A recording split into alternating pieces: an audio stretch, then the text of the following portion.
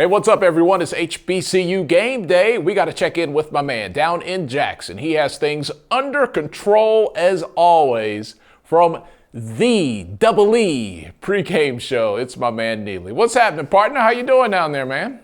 Man, I cannot complain, brother. How you were making in the ATL? Well, look, I knew I was going to talk to you today, so I came dressed for the part. You know, it's contractually stipulated that I must wear my school days gray zip-up hoodie just because it gives you so many jokes. And on top of that, I wear it every day. So there's that. It does. You are Tolly Carr the Gammite. You are closing Gamma Phi Gamma. You tell Spike Lee I said hello.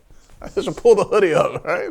I got the whole Spike Lee. No, seriously, this is the most comfortable thing. It cost me about $10.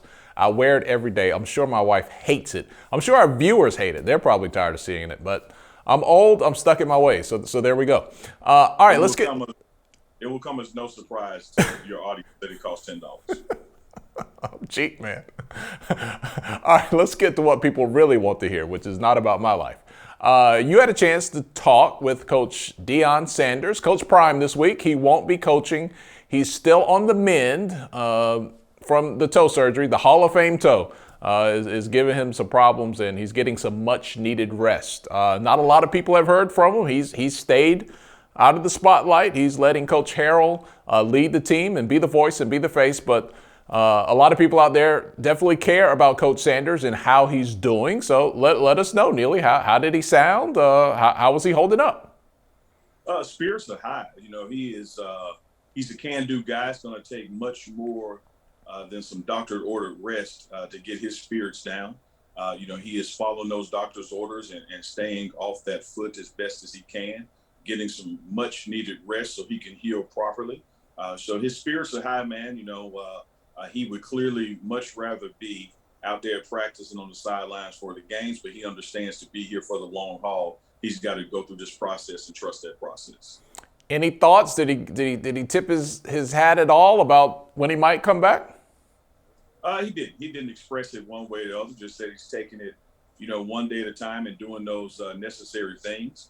So this will be another off week for him as we travel to the Mississippi Delta to take on Valley State up there at Rice-Totten Stadium.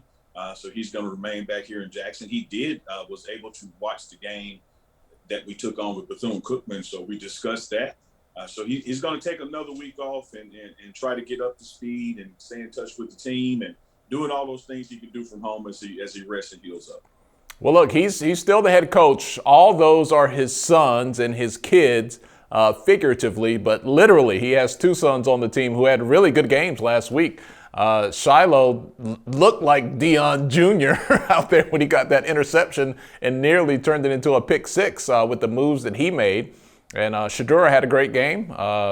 Man, him and Weidman, they were connected, and Shadura even had a rushing touchdown. Did he give you the sense he was able to view the game as just a dad, or was he in coach mode watching the game? He was in both, and he vacillates during the game between both. He will tell you that he is a full-time coach when the game is on, but there are moments during the game that he can't help but be a dad. When something happens that's involving one of his sons, particularly pregame ritual. He and Shadura walk down to the goal line and then back to the 50-yard line and have a father-son chat before he goes into coach mode. So he did discuss that he was excited and proud of what his sons contributed to the victory. We spent a good bit of time discussing that. And you're right, Shiloh did look like Deion Sanders with that pick, but I think Dad would have taken this to the house instead of going down on the 5. So he's probably going to get a hard time at the next family dinner for not taking it all the way.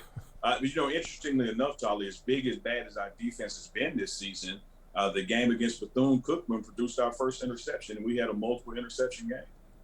That's right. I heard that prior to the game, and I was like, that can't be right. I was like, that defense had to have an interception. Too many sacks, I guess. Not enough chances to get those picks. That was good for the JSU defense. Here's one thing that I wonder. Shadura is playing so well, and a lot of times we think about kids, and they are aloof from their parents, and it's like, okay, Dad, yeah, whatever. But those two are pretty tight. and maybe even a smidget tighter than some of Coach Sanders' other kids. I don't know that for a fact, but it just seems like they have their own special connection. Is this affected Shedeur at all? Just, his dad is hurting, and that I imagine at least a little bit would weigh on his son, right? Yeah, you would have to think so. And in talking to Coach Prime, he really opened my eyes to that. I had not considered the impact of that. We all realize that Shedeur Sanders, with all the numbers that he's leading in the SWAC and a lot of categories leading in the nation, and we're amazed that he's doing this as a freshman. But one thing interesting about that Bethune-Cookman game, where he threw for multiple touchdowns and ran for one, it's one of his first games ever without his dad being the head coach, without having that pregame talk as they walk the sideline together, and to know that his father is, going through some recovery surgery. So all of this was compounded on his shoulders. And Coach Prime really expressed how proud he was of our QB1, his son, Shedeur Sanders, to be able to carry all of that weight and load and to have that kind of game, and how that meant the world to him to be able to watch it on TV and participate from afar. He also shared with me that, it's one of those things, those moments with your kids that oftentimes you go through them and they're so repetitive that it's easy to take them for granted, but not being able to be there this week to have that pregame moment, with that walk that he does with Shedeur, to be there in person and coach him through that game really showed him how special those moments are and how much he really appreciates them and is going to appreciate them even more going forward. Anyone who has children, especially multiple children, there's just something about the baby of the family. You just tend to appreciate them a little more when you realize, oh, this is the last one. I got to soak in every moment. So they often get it just a little more attention. And poor middle children, oh boy, they just get it all, don't they? Well, Tolly, if you haven't learned from our relationship, I'm the baby of my family, so that's why I feel spoiled when I work with HBCU game day. And I'm the oldest child, which is why I'm the jerk of the family and the company. So there's that. It all makes sense when you put it together. All right, let's fast forward to what's ahead. I watched Mississippi Valley State and FAMU. Maybe there's a thought that FAMU didn't play their best, but boy, Valley looked is about as good as you can in a loss, man. That was a tough game last weekend. Yeah, Valley has been producing it, and much like Bethune-Cookman, they don't reflect their records. Bethune-Cookman came to Jackson, Mississippi 0-4 in the SWAC, 0-7 overall. But this was a team that had been scoring points and stopping teams from scoring points and had one of the most prolific runners, not just in the SWAC, but in the nation. So you never can look at a person's record, and that's the same mantra going as we travel to Valley. Does Valley have the best record in the SWAC East? They don't, but they have been able to give some teams trouble. And the message this week in team meetings and film sessions is that when you look at Valley's games that they have already played, they're able to let some teams do some things in the first and second quarter, but they are a second half team. They play really tough football, defense-wise and offense-wise in the fourth quarter, and really make a game of things. So no one is looking past this game. No one is saying, oh, this is just Valley. They have a losing record. We're expecting a tough matchup because Valley historically always plays Jackson State tough, being part of that triangle, if you will, or interstate rivalry that Jackson State, Alcorn, and Valley share. All right, you had a chance to talk with Coach Harrell during the middle of the week, getting ready. Let's listen to some of the comments from interim head coach Gary Harrell. Every week we're going 1-0. So it's not about the previous week. The next opponent is always the biggest game. Why? Because it is the next opponent. So we approach it that way. We don't play the record. We don't care if it's a SWAC game, if it was ACC or SEC game. We want to make sure we do our preparation throughout the week, make sure we get our guys prepared. We always say it's all about us. It's all about Jackson State football, and we want to make sure that we continue to stay on that path. We had a game against this Valley team in the spring, but we are a vastly different team from the spring. What are some of the differences you're looking for as far as the Tiger performance comparatively from the spring to this fall? Yeah, we go to the spring, even to last week, we just want to get better. We want to get better running the football. We want to be more physical on offense. Defensively, I think we're better today than we were in the spring. So that area definitely improved. Special teams is better now than it was in the spring. I think offensively, we've shown that we can score points. When we're dominant, we're dominant. We want to start fast. I think some games in the spring we did a good job as far as starting fast. This year, when you look at the season, a couple of games, we didn't do a good job of that. But when we turn it on, we turn it on. This week, opponent give a lot of points up in the first and second quarter, but they come back strong in the fourth quarter. So we got to find that balance and do what we do. Like Coach Prime said, win every quarter. We got to be dominate. We got to dominate, not compete. We want to dominate the game and not just go back and forth. Make sure from start to finish that we're in control in all phases. Valley's a short drive away from us, and there's a lot of JSU alums in the Mississippi Delta. What's your challenge to the fan base to show up for this road game? Come out. We know it's going to be anytime it's Mississippi Valley or if it's Alcorn or Jackson State. These three schools, there's a lot of bragging rights within the proximity from here to those areas. So we want to make sure that we give our fan base the sense where they can go out and brag for a whole 365 days, a calendar year. We want to make sure they're proud of what we're doing, what we're displaying. We want to make sure we outnumber their fans. We feel like with their energy, with their passion, the love they've shown throughout the year, that's what gets us going. That's what we feed off, and we just want to continue that to show the support and love on both sides, from us to them and from them to us. Good stuff, Coach. Another week with you as the helm, 1-0 as interim head coach. I know it's all about the Tigers of the team and Coach Prime. What were the conversations like since the end of the Bethune-Cookman game this week was your head coach? I actually talked to him a couple of times, several times, even talked to him at 1 o'clock in the morning this morning. He's very, very eager to get back. He misses players. He misses teams. He came out and said we look awful at the beginning of the game as far as offensively. And, he don't curse. He used the bull junk. He used the crap and all that type of stuff. He always keep us motivated. He keep us on our toes. He's always watching. And we always want to make sure we go out and don't disappoint him. We want to make sure that the program, the foundation that he built, that we keep it to that standard. And one thing he told me last night and really a couple of days ago, just continue to stay together. Get to take this time, this opportunity to get to know the players, do something as a team, and make sure they notice it's still a family atmosphere. So we plan some things at the end of this week on Friday to take them out, do some bowling before the game, before we get to the hotel. Just something just to get the players and the coaches more in an interaction where we can engage in conversation and really, really get to know our players and really show them that we're all in this together. Even though our big bro is taking some rest, he's away, he's still here just giving those messages. He's still leading us through his spiritual prayers and through phone calls. So we just want to make sure that we just stay focused, and just do what we do.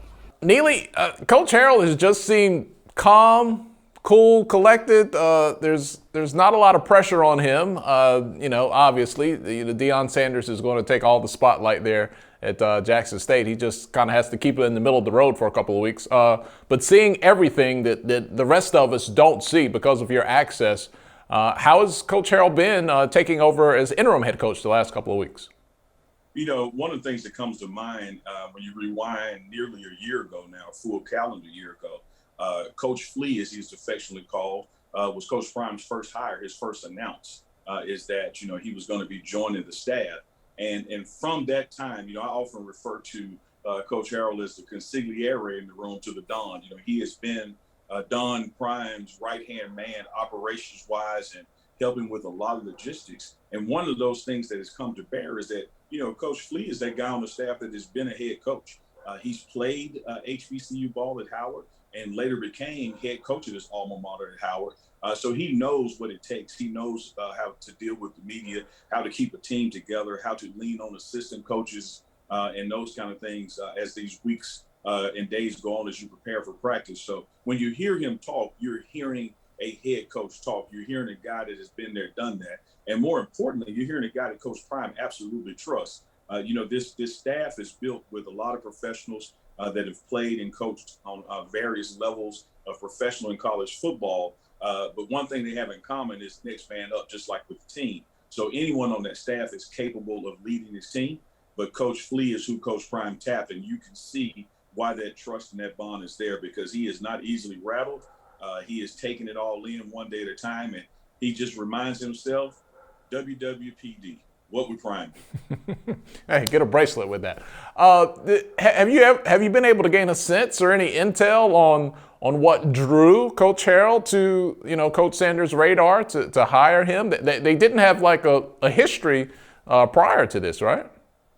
Not to my knowledge, and I would just say, that it's a wonderful marriage. It's a marriage made in heaven, if you will, football heaven. These guys understand the game and have a high value of respect for each other and what they bring to the table, and understand that this is your lane, this is my lane. Go do what you do.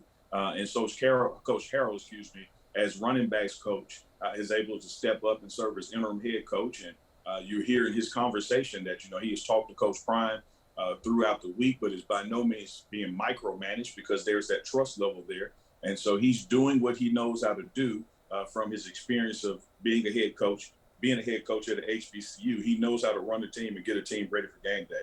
And that showed last week as he is 1-0 as interim head coach. Look, no one can get down and give you the inside scoop on how to play defensive back like Deion Sanders could. He's the best ever to do it. But has his style from the beginning been more of a kind of CEO style and just kind of doing some, X's and O's stuff, hands-on as he saw fit? Or, I kind of think maybe that's how it was, but you tell me. Certainly, there is no doubt about it when you're in that football facility who the head coach is. Deion Sanders, Coach Prime, is absolutely in charge. But those position coaches and his assistant coaches, they have his charge to do what they think is best to get their units ready. And he steps in when he needs to steps in. One thing I've been just absolutely impressed with is in those coaches only meetings when the offense is doing a presentation, he understands offensive line assignments and offensive line techniques. He understands shading techniques for defensive line and defensive tackles. And he's in the weeds and able to discuss those things. And so he asked questions of the coaches, well, why are you doing this? Or why do you think this? Not in a challenging way, but in a making sure that we are getting the best effort and moving pieces around. And he's highly engaged in every aspect of the team. You would think as a defensive back, that's just his forte because he made so much prowess and name recognition for himself playing cornerback. But, man, he knows it all. He knows when Shador is holding the ball a little too long. He knows when the running back is not picking up a blitz properly.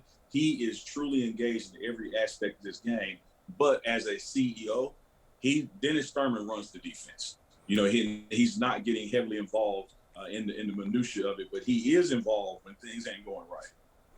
Yeah, that's when you look at his playing career, and I know he doesn't want people to focus on that all the time now that he's the head coach, but to be a 1% of the 1%, it's often like when we hear about LeBron James can tell the opposing team that they're running their play wrong. Like, look, your athletic ability can take you a long way, but to get to the upper room, like you got to have it up here, and it's got to match what the physical gifts that God has given you as well. And I think sometimes when people are so physically gifted, we don't want to give them credit for also being super smart about what they do. I don't know why, but that's just how it is. So I'm glad you were able to give us that insight there. I think that's spot on, though, Tyler. A lot of folks are not giving Coach Prime the respect and accolade for his mental acumen to the game because he physically played it so well. But his football IQ is absolutely off the charts, particularly as it relates to positions and schemes that you would think he would not have a lot of knowledge in. But he is heavily involved in all aspects of the team, and he totally gets it. He's a high football IQ person. Yeah. Look, when it comes to HBCUs, I cheer for them all. I don't have a favorite. Look, you can give me the luxury of cheering for Winston-Salem State because that's where I graduated from.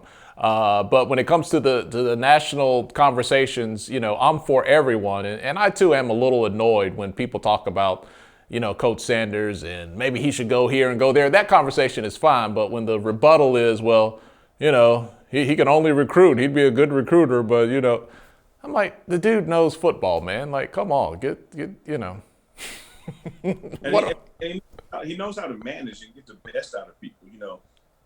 One of the simple definitions of coaching is getting somebody to do something that they don't want to do to achieve the results that they want.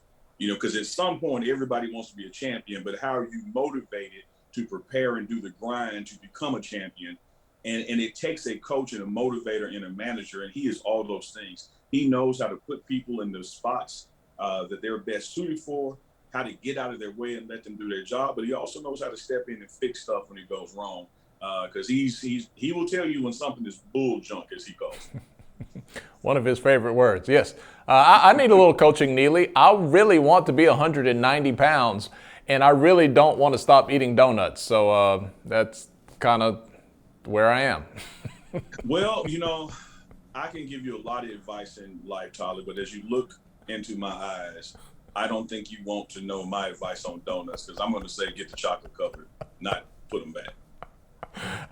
I go to Krispy Kreme and I say, I'm going to get one for everybody in the family, just one. And I leave with a dozen every time. It's no discipline there. But how many of them make home? 10. It's a long ride. It's a long ride home. Neely, is anybody talking about Celebration Bowl? You guys at Jackson State are close to wrapping this thing up here. Still a little ways to go. Everybody says one game, one quarter, one half at a time. I know, but is there some excitement about doing something special this year? There's an excitement amongst the fan base, but when you're in that football facility, it is, as Coach Fleet said, man, it is 1-0. It is 1 week at a time. We are focused on Valley. We're not even thinking about Texas Southern, the next opponent. We are focused on Valley 1 week at a time. We do understand that we have not lost a SWAC East game. We do understand that Valley is the last SWAC East opponent we play. But we also understand that there's more at stake than just sweeping the East. You've got to win some games that are Western Division games, because that all helps to see who will host the SWAC championship, let alone still have to make the SWAC championship, because you have FAMU out there who's turning it around as well. So 1 week at a time, one game at a time. We'll deal with the Celebration Bowl after winning the SWAC. But the first thing is you got to get to the SWAC, and we still got some games to play.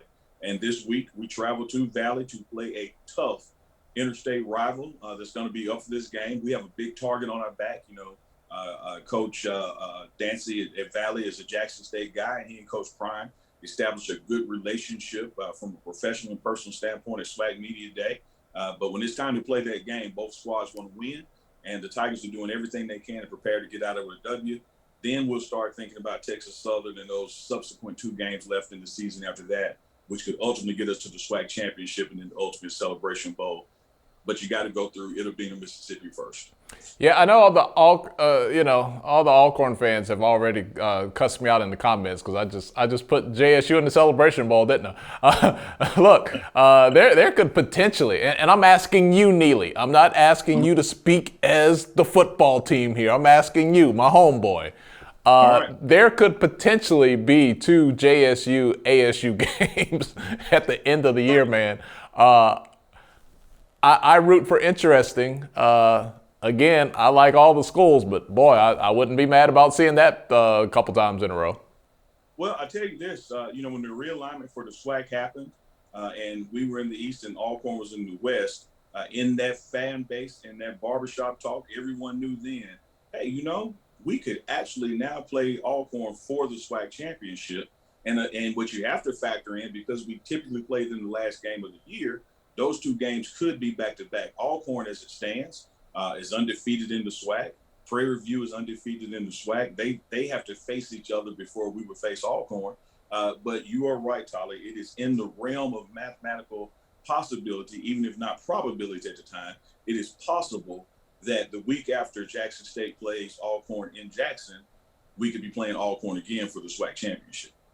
Well, let me add to the fact that the Prairie View fans also cussed me out for totally ignoring them as well. But we're just going to keep this a Mississippi conversation for now, because this is your backyard. What are those rivalries like? I've lived in a state when I lived in North Carolina, and I'm just going to take it out of HBCU for a second.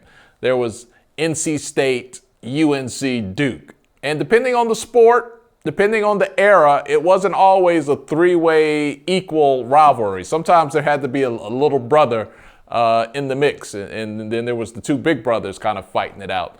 What has it been like? How deep does that run in Mississippi with the three schools there? Yeah, it's a deep-rooted rivalry. And sometimes I like to call it more of an association than a rivalry. The hammer and the nail are associated, they're not rivals. And in this case, Jackson State historically has been the hammer. Now, in the past decade, Alcorn has gotten the best of this associational rivalry. And there was a time during that Jerry Rice, Willie Totten era that Valley was on top of the triumvirate here to state, if you will. But it is a deep-rooted rivalry. These are co-workers. These are first cousins. A lot of cases, these are spouses and best friends. So we take it serious here. It extends from the barbershop to the boardroom.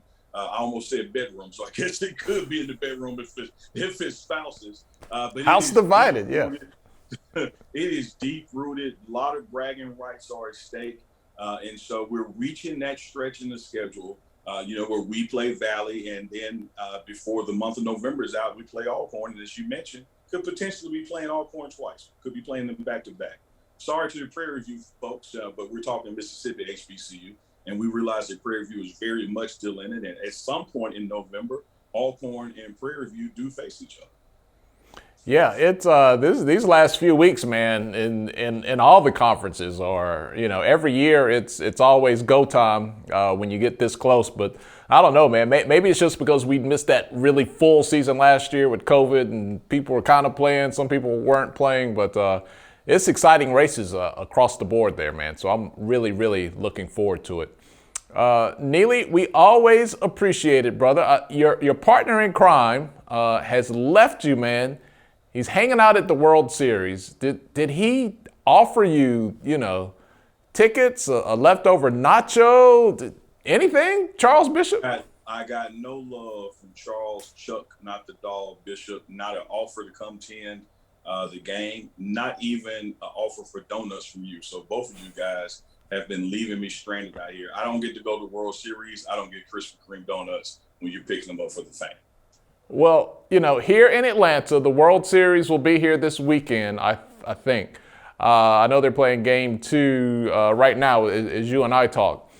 But out of solidarity, since you can't be there with me, Neely, I just decided not to get tickets, and I'm just going to sit this one out, okay? I want you to know, unlike Chuck, I got your back. If you can't be with me, I'm just not going to drop the grand on the tickets, okay? That is beautiful spin. I you know what? Lie to me like you love me. I appreciate that.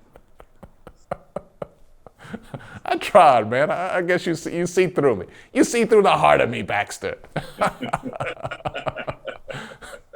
All right, he is Neely from Thee Pregame Show, man. Look, bring me back some nachos from Itabina this weekend. I'll put that on my shelf over here with all the HBCU nostalgia.